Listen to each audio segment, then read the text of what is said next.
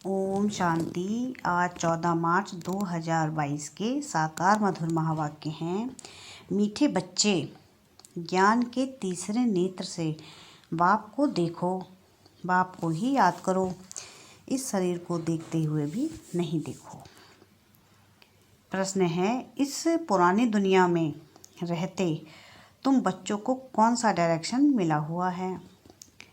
उत्तर है, मीठे बच्चे, यह पुरानी दुनिया जिसमें तुम रहते हो यह कब्रिस्तान होनी है। इस पर रावण का राज्य है, इनसे दिल नहीं लगाओ। यहाँ रहते बुद्धि की आसक्ति नई दुनिया में जानी चाहिए। गृहस्थ व्यवहार में भर रहो, परंतु कमल फूल समान रहो। सबसे तोड़ निभाओ।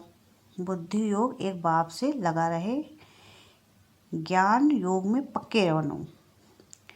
किसी भी हालत में खुशी का पारा कम ना हो। धीरज रख कर्म बंधन को काटते जाओ। गीत है आज का, धीरज धर मनुआ। ओम शांति। मनुष्य को धीरज धरने के लिए तब कहते हैं जबकि वह दुखी बीमार होते हैं। यहाँ तो तुम मनुष्य मत पर नहीं चलते, तुम ईश्वरीय मत पर चल रहे हो। सो भी सब नहीं चलते। ईश्वर जिसको सत्य बाप, सत्य टीचर, सद्गुरु कहा जाता है, उनकी मत तो नामी ग्रामी है। भगवान ने ही श्रीमत दी है, मनुष्य से देवता बनने की अथवा दैवीय दुनिया के मालिक बनने की। इतनी ऊंची मत और कोई दे ना सके, क्योंकि मनुष्य मात्र सब पतित भ्रष्टाचारी हैं। तो वह मत भी ऐसे ही देंगे। तुम बच्चे ही जानते हो कि हमको शिव बाबा मत दे रहे हैं। ऊंचे ते ऊंचे बाप की ऊंचे ते ऊंची मत है। उनको तो कोई भ्रष्टाचारी पतित नहीं कहेंगे। पतित ही उस निराकार बाप को बुलाते हैं, साकार की तो बात नहीं। इसलिए कहा जाता है, मनुष्य की मत सुनो। Hear no evil, see no evil. भले यह आंखें मनुष्य को तो देखती हैं, परंतु तुमको तीसरा नेत्र मिला हुआ है, जिससे उनको देखना है और उस बाप को ही याद करना है। दूसरा कोई नहीं जिसको तीसरा नेत्र हो, जिससे वह बाप को देख सके। तुम समझो बाप को देखने जाएंगे, बुद्धि में है यह तो आत्मा है ना। तुम आत्मा को देखते हो, जीवात्मा कहना चाहिए। सिर्फ बहन कहने से आत्मा को भूल जाते हैं। यहाँ समझाया जाता है, तुम इस शरीर को भूल जाओ, अपने को आत्मा समझो और बाप को याद करो। उनको देखो दिव्य चक्षु से। तुम्हारी आत्मा को अब सोझरा मिला है कि हमारा बाप कौन है और कहाँ रहते हैं, उनसे हमको क्या मिलना है।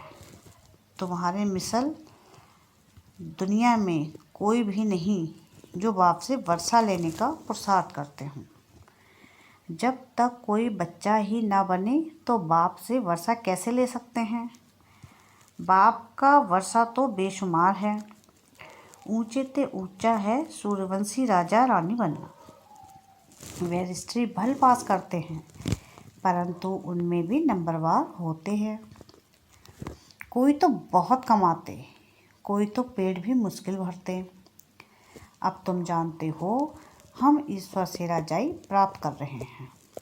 कोई भी मनुष्य को कोई कब कह ना सके कि यह सत्य बाप, सत्य टीचर, सतगुरु है और सब गुरु लोग हैं। सतगुरु सत्य बोलने वाला एक ही है, बाकी सब है झूठ बोलने वाले। यह सच्ची सद्गति किसको दे नहीं सकते। सद्गुरु की महिमा हम तुम भी नहीं जानते थे। कोई की भी बुद्धि में नहीं आएगा कि वह सत बाप, सत टीचर, सद्गुरु कैसे हैं। वो तो सर्वव्यापी कह बात खत्म कर देते हैं। वह परमात्मा को अलग समझते नहीं कि वह बाप है, हम बच्चे हैं। कह देते हैं बाप ही बाप, सब बाप ही बाप हैं। इनसे भी नीचे टिककर भीतर में परमात्मा को ठोक दिया। बाप समझाते हैं ऐसे है नहीं। तुम बच्चों को अब निश्चय हुआ कि बरोबर बाप, सद टीचर, सदगुरु एक ही है। उनको कोई जानते नहीं। अगर जानते हो तो वहाँ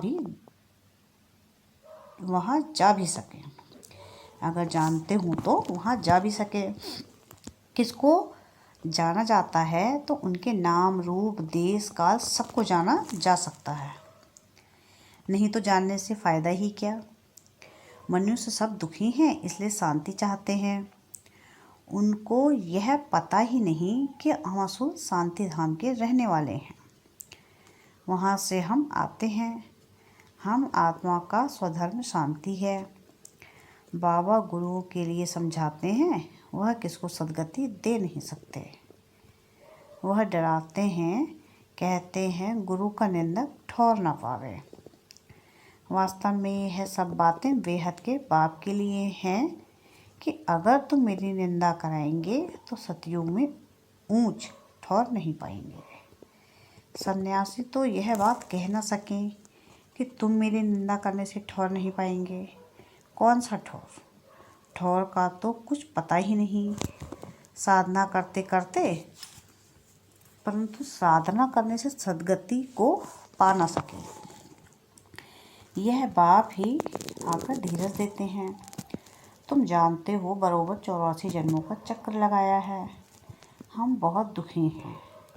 जब तक सुखधाम का साक्षात्कार ना हो तो दुखधाम समझे कैसे। अभी तुम जानते हो यह दुखधाम है, अल्पकाल का सुख है।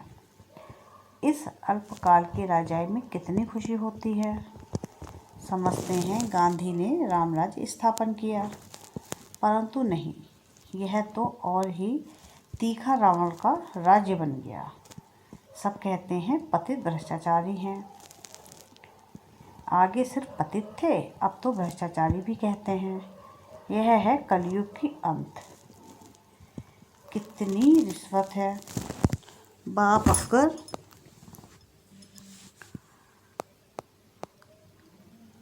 सारी दुनिया के मनुष्य मात्र को कहते हैं अब धैर्य धरो, परंतु सुनते नहीं हैं।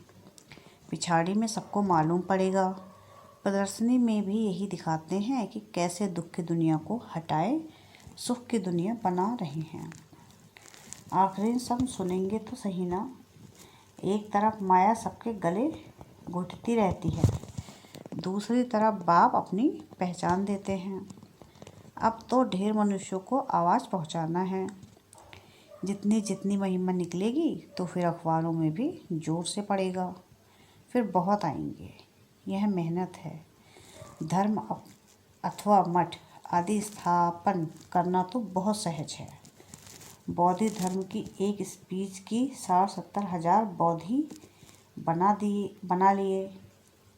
बौद्धिक धर्म की एक स्पीच की 60-70 हज़ार बौद्धि बना लिए। यहाँ तो मेहनत है। माया बड़ा जोर से सामना करती है। वहाँ तो माया के साथ युद्ध की बात ही नहीं। यहाँ माया से युद्ध करने में मेहनत है। मुख्य बात है पवित्रता की, और कोई जगह पवित्रता की बात नहीं।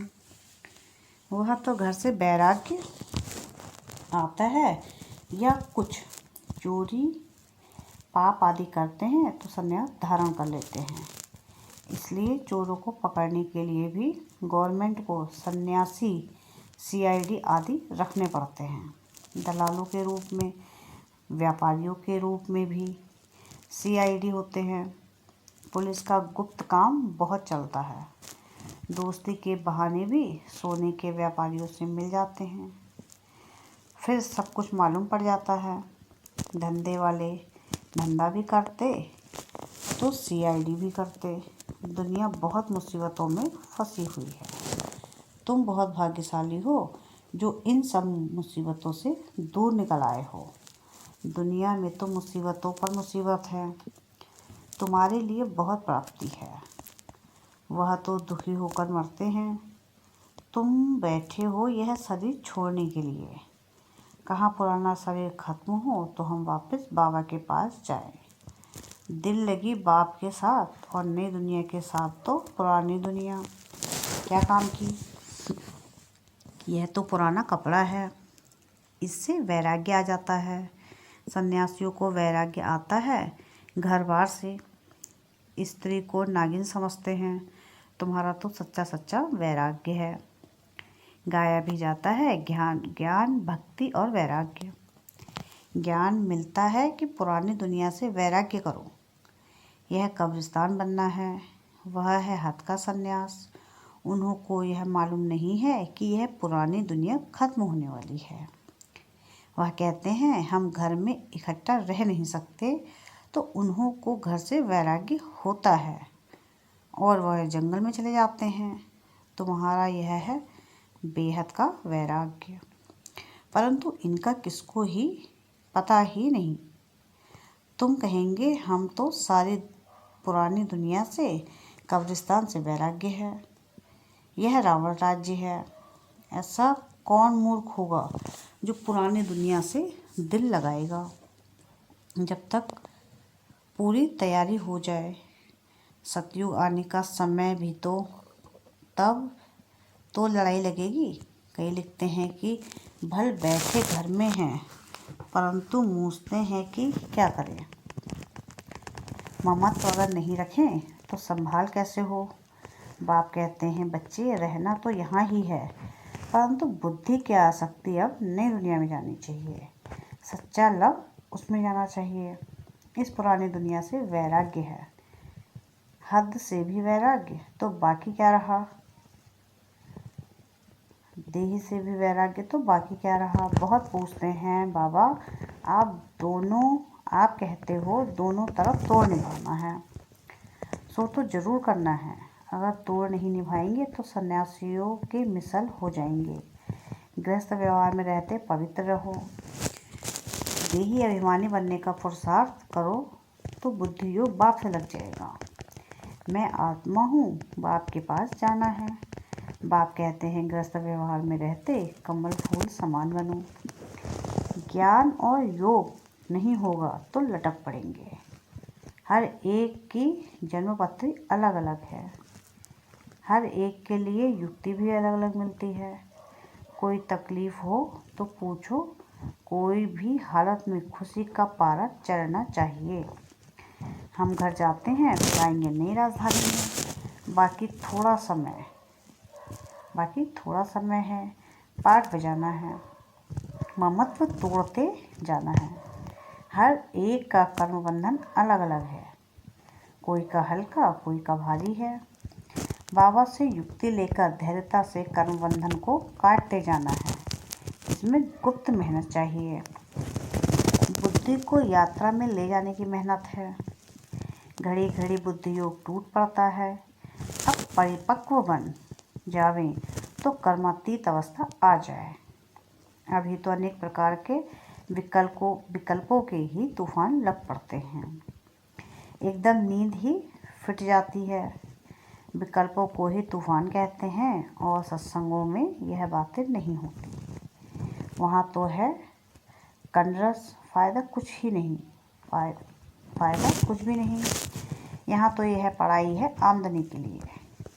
पढ़ाई को कंजरस नहीं कहेंगे। तो बाप समझाते हैं यह अंतिम जन्म है, पुरानी दुनिया खत्म हो जाने वाली है। क्यों न श्रीमत पर चल ऊंच पद पाए। जब तक इसमें होशियार हो जाओ तब तक शरीर निर्वाह अर्थ कर्म तो करना है, फिर इस ईश्वरीय सर्विस में लग जाना। सारी दुनिया को सर्विस करना है। तुम हो सैल्वेशन आर्मी। नर्क से निकाल स्वर्ग में ले जाते हो। वह सैल्वेशन आर्मी यह नहीं जानते कि विश्व का बेड़ा डूबा हुआ है, सब रावण की जंजीरों में फंसे हुए हैं।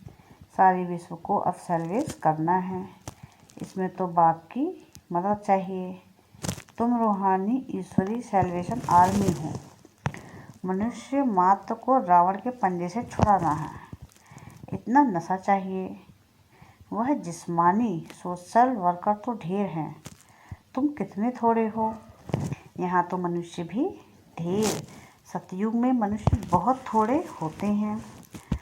तुम थोड़े बच्चे ही रूहानी बाप से वर्षा लेते हो। यह अंतिम जन्म जो कौड़ी जैसा है, उनको हीरे जैसा बनना है। एक आदि सनातन देवी देवता धर्म की स्थापना, अनेक धर्मों का विनाश। बाप ही एक धर्म की स्थापना करते और कराते हैं। सैंपलिंग लगाने अथवा स्थापना करने में बहुत मेहनत लगती है। जब तक किसको बाप समान नहीं बनाया है, तब तक खुशी का पारा नहीं चढ़ेगा। खुशी का पारा तब चढ़ेगा जब दान करेंगे। जिसके पास धन हो और दान ना करे तो उनको मनहूस कहा जाता है। यहाँ फिर ऐसे नहीं है। जिनके पास है वह तो देते रहेंगे, नहीं तो समझेंगे इनके पास धन ही नहीं है। अच्छा, मीठे मीठे सिकिलधे बच्चों प्रति माता पिता बाप दादा का याद प्यार और गुड मॉर्निंग। रूहानी बाप की रूहानी बच्चों को नमस्ते। हम रूहानी बच्चों की रूहानी बाप दादा को याद प्यार गुड मॉर्निंग और नमस्ते। शुक्रिया प्यारे बाबा, शुक्रिया। धारणा के लिए मुख्य सार है कि ईश्वरीय सैल्वेशन आर्मी बन विश्व के डूबे हुए बेड़े को पार लगाना है। मनुष्य को कौड़ी तुल्य से हीरे जैसा बनाना है। ज्ञान धन दान करने में कंजूस नहीं बनना है। सेकंड पॉइंट है कि अपनी दिल बाप और नई दुनिया से लगानी है। इस पुरानी देह से बेहद का वैरागी बनना है। वरदान है आज का कि दिव्य बुद्धि द्वारा सदा दिव्यता को ग्रहण करने वाले सफलता मूर्त भव। दिव्य बुद्धि द्वारा सदा दिव्यता को ग्रहण करने वाले सफलता मूर्त भव। बाप दादा द्वारा जन्म से ही हर बच्चे को दिव्य बुद्धि का वरदान प्राप्त होता है। जो इस दिव्य बुद्धि के वरदान को जितना कार्य में लगाते हैं, उतना सफलता मूर्त बनते हैं। क्योंकि हर कार्य में दिव्यता ही सफलता का आधार है। दिव्य बुद्धि को प्राप्त करने वाली आत्माएं अदिव्य को भी दिव्य बना देती हैं। वह हर बात में दिव्यता को ही ग्रहण करती हैं। अदिव्य कार्य का प्रभाव दिव्य बुद्धि वालों पर पड़ नहीं सकता। स्लोगन है आज का कि स्वयं को मेहमान समझकर रहो तो स्थिति अव्यक्त व महान बन जाएगी। क्या है स्लोगन आज का कि स्वयं को मेहमान समझकर रहो तो स्थिति अव्यक्त व महान बन जाएगी। अच्छा, ओम शांति, ओम शांति, ओम शांति।